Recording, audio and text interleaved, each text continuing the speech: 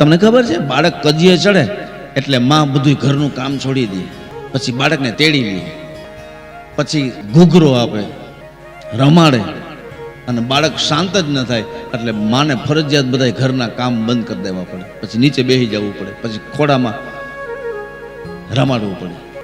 પછી છેલ્લી સ્થિતિ આવે ખબર છે કે છતાંય બાળક શાંત ન થાય ત્યારે માં રડી પડે અને છોકરો હિપકે ચડી જાય બાળક.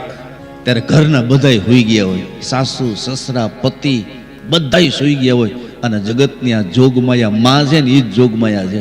યાદ રાખજો, જેને માં મળી છે એ જીવ મહાન છે.